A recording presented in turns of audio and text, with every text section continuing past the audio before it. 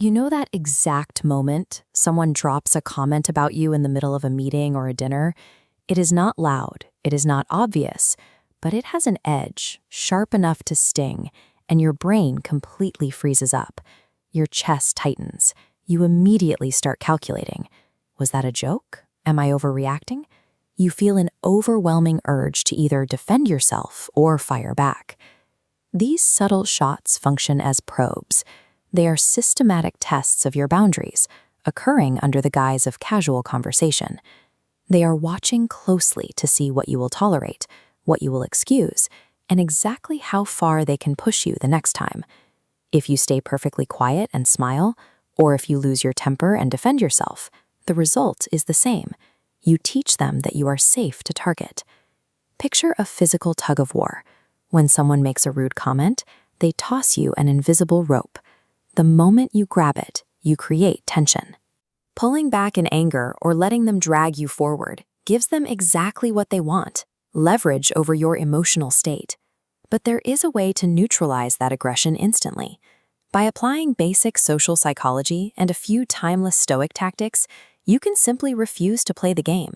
You can shut down the hostility on the spot, completely intact, without ever sounding rude yourself. The first tactic is called the social slip.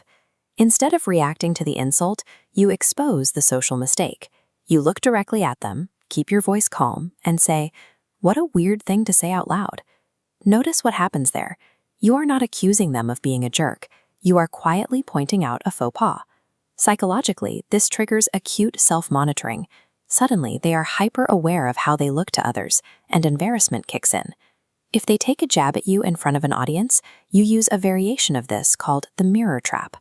You pause for a beat, look at them neutrally, and ask, "Could you repeat that?" They are now forced to repeat their comment, slowly, clearly, to a completely quiet room. The smirk fades because they are denied the laugh and the reaction they were hunting for. When mean behavior loses its audience, it loses its power entirely. Awkwardness shuts down these encounters far faster than anger or confrontation ever could. Sometimes the slight is deliberate and aggressive. For those moments, you use the reputation crack. You state calmly, "I'm surprised you feel comfortable saying things like that." This diagram illustrates how this acts as conversational judo. Instead of absorbing their momentum, you step aside.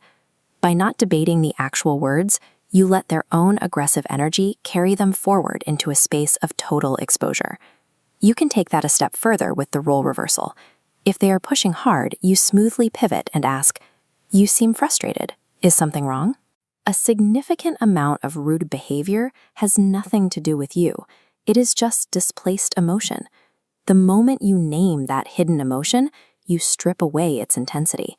By shifting the spotlight off your own defense and directly onto their internal state, their perceived status collapses. They are suddenly the ones who have to explain themselves. There is a counterintuitive tactic that works exceptionally well in professional settings, the starvation move. You simply acknowledge the comment. You say, "I see your point." This animation shows exactly why it works. A lot of professional rudeness stems from a fear of being ignored. By acknowledging them, you meet that need, but refuse to pull the rope. With nothing left to push against, the behavior starves. Once the momentum is broken, you immediately lock the frame. You cleanly redirect. Let's focus on what actually moves this forward. This is a firm boundary. You are offering zero emotional reaction and zero opening for any further back and forth jabs. You aren't inviting debate.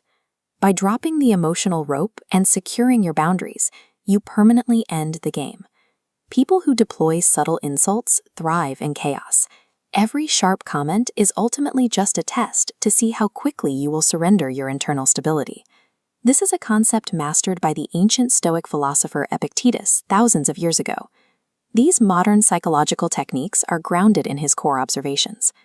Epictetus realized a profound truth. What upsets us is never the event itself, it is the meaning we assign to that event.